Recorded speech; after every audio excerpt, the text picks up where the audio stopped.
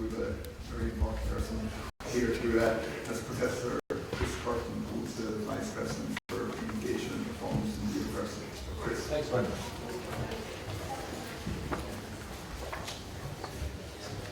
Yes, thanks very much for your invitation, Brendan, to address the gathering here this morning, this important occasion. I'd like to start by welcoming everybody here, all the participants and of course the speakers. I'd like in particular to welcome from the United States, Professor Cawley, who has come with us to address this conference shortly, and who is a distinguished international scholar in the area of health economics. This is the most important event for this university, insofar as that it addresses the complex problem of obesity, with particular reference to the role of economic factors. I'm glad that this conference is taking part in this university. It brings with it great prestige, and it's very much about what this university should be about. I'm glad that it's taking part, that it's taking place, and wisely, as Brendan shows it, in this historical part of the university. The aula is the oldest part of the university and reflects very much the long-standing pursuit of scholarship in this physical space.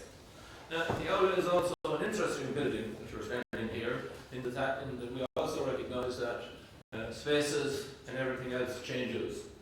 When I was a student here in the dark ages, you could see holding the conference upstairs. You wouldn't be up there because there wouldn't be a floor because it's artificial. And when I was a student here, there was another interesting feature. This was a study hall, and there was another interesting feature called the nuns' room down in the corner there. Now, of course, there are no nuns anymore.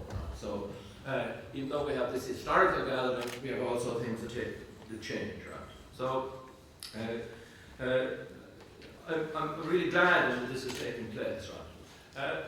I think the theme of the university at a time of change, right, is an interesting one, right? It's one which preoccupies me at the moment and the particular role that I have here. I was just mentioning to Professor Cawley that I'm here this year, 37, this will be my 37th year in this institution. Most of my time here was spent in what was a fairly tranquil environment, right? There were odd outbursts of academic politics, which to the people involved seemed to be of great importance, but of course were of no great importance to anywhere else. We moved along in splendid isolation. We did our work, or we didn't do our work. We published, or we didn't publish, and nobody seemed to care whatsoever. It was all totally wonderful. However, things moved on, right? And in the last 5 years in particular, we have seen enormous amounts of change, and the environment surrounding the university changing greatly. For better or for worse, and everyone has their opinion, the university is now in the world of globalization. It's in the world of benchmarking, it's in the world of competition, it's in the world of accountability. There are many who wish it would go back, I doubt if it will, to the great old days when we could do whatever it is that we wanted to do. I doubt it very much. So we have to begin to go forward. Going forward is an interesting question, full of jargon, full of nonsense. But in my view, I don't want to exaggerate, but I think it is true, the next 9 months will prove to be critical to the future of this university. We're entering into the construction of the strategic plan for the university. Now I know that strategic plans do nothing for most people, and ultimately they find them as the most boring documents they can find, sitting on desks or not even sitting in desks. I think, however, that the strategic plan for NUIG 215 to 220 will be critical and crucial. Why? It will tell us something about our ambition. What is the ambition we have for this university? We can no longer, in my view, hide behind the idea that this is a university in a small town in a provincial location and you can't expect much from it. This is no longer true. We have made enormous investments in infrastructure and in people in this university. So there is a real case, in my view, for this university to be really ambitious for the next 5 years. I certainly am enormously ambitious for this university, and I can see no reason whatsoever why it cannot go really far.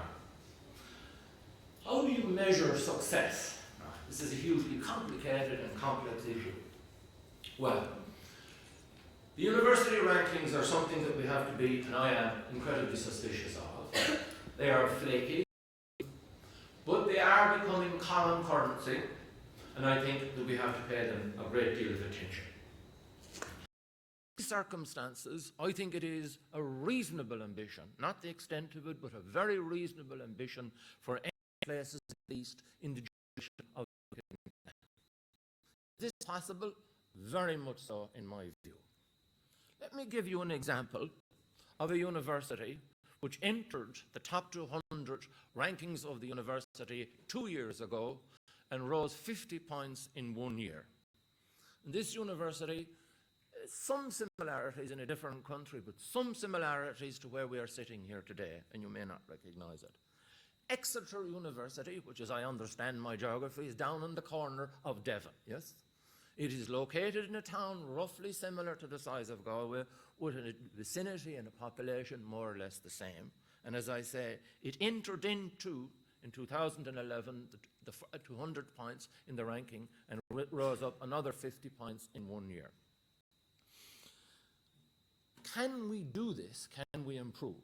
Well, there are two dimensions to how universities are ranked.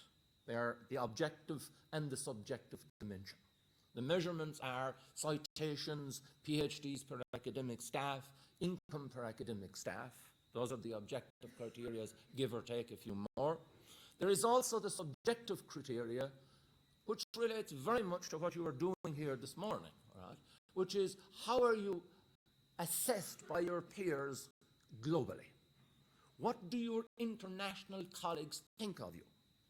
This is the world which is completely different to the one which I inhabited for most of my time here as an academic. Right? It is now a world in which it is important to be thought well of by your peers internationally. We are not doing as well on the subjective criteria as we should. That is an actual fact. It's the one which does us down the most in these circumstances. So consequently, we need to be better at what we do here, and we need to have more and greater recognition for it from an international point of view. Now, we know that universities are about more than research. I am not wishing to pay lip service to teaching. Teaching is a hugely important part of university life. Service to the community is also hugely important. But research is critical in determining the standing and the status of the university.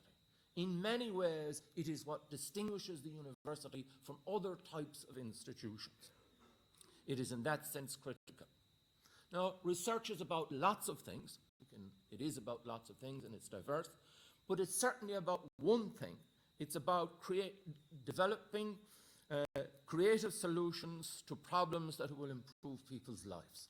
And that's very much what today's topic is about. And it's also something, if you want to become a better place and a better universities, I think we have to recognize that universities that are great, in that sense of the term, have one characteristic: they have intellectual depth. And this is one of the areas which this university has developed over time, which is in the area of health economics. There is a very strong core group of very, very good people in this university in health economics. It's something which we can be greatly proud of, and I think today's event will help that group of people to tell others about what they're doing and what's going on in this environment. Health economics is, as I understand it, the study of the causes and the consequences of different types of economic activity.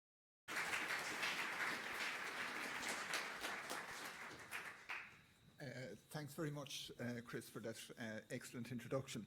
So we're going to kick off the formal program now with our first speaker, who's Professor Tim O'Brien from the School of Medicine at the university. Professor O'Brien has been here for several years. Before that, he was at the Mayo Clinic.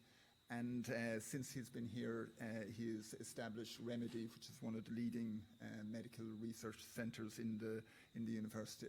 So I'll leave it to Tim. Thanks very much. So I haven't been here as long as Chris, 37. I've been here 13 years, so a third of the length of time that Chris was here. But I've observed many of the things that he also alluded to. Thanks very much for the invitation to, I say, come across, because the hospital is just across the road from the university. The contiguity is actually a major advantage for us because we're essentially one campus. And I'm going to be giving this presentation, I think, as a background, as an overview to the problem that you're going to be discussing in greater detail through the day. And my background will be provided from in the context of a clinician. So I deal with the individual patient in front of me, realizing that that person, notwithstanding the fact that their behavior and genetics and medical problems contribute to the problem, they come from a much broader environment, a societal, and I know a lot of those issues will be discussed during the day. Just want to, by way of expression of a conflict of interest, I'm a founder and director of a company called Biolis, recently spun out company, although I won't be talking about any of the elements related to Biolis specifically in this presentation. I'd also like to thank Sharon Conway for providing much of the material that I'll be presenting in terms of the slides. Sharon is working over in the clinical research facility and doing a master's in clinical research here in the university. So the title of the presentation is Obesity Challenges for Ireland. And if we begin with the global scenario, and I think it's very evident to most people who even listen to the news that we're dealing with a global pandemic. So the global prevalence of child and adult obesity has reached epidemic proportions, and approximately 1.6 billion people are overweight worldwide. And this problem is very prevalent also in children and becoming more prevalent. So it's not just a problem either of the developed world, so to speak. It's now becoming a major issue in the developing world also, as wealth increases and maybe Western habits become prevalent. I was at a meeting on diabetes recently, and it referred to China. China has 100 million patients with diabetes at the moment of its 1 billion plus population, so about 10 to 11%. And there was a picture shown of the Beijing subway, and there was escalators on both sides packed with people, and a stairs in the middle absolutely empty, and a Kentucky Fried Chicken sign up at the top. So it's interesting how China is evolving now to a society which doesn't use the stairs, would rather be carried motionless to the Kentucky Fried Chicken. And so the environmental cues and influence is actually very substantial in terms of this problem. And we say the 1.6 billion now, predicted 2.3 billion by 2015. And it's not so much just the obesity per se as the consequences of obesity. So I could present a similar slide on diabetes. The International Diabetes Federation speaks of the global pandemic of diabetes, a predicted 490 billion by 2030 with diabetes, much of which is related to obesity. So you can't talk about one without the other. So is Ireland any different? And it's not. It's facing a similar challenge that the globe is facing. Half of people in Ireland are obese or overweight. And the Growing Up in Ireland survey has shown that this is very much a problem of childhood as well. And we'll refer to the fact that childhood frequently tracks into adulthood in terms of the foundations that contribute to this problem of obesity. Major social inequalities exist. So the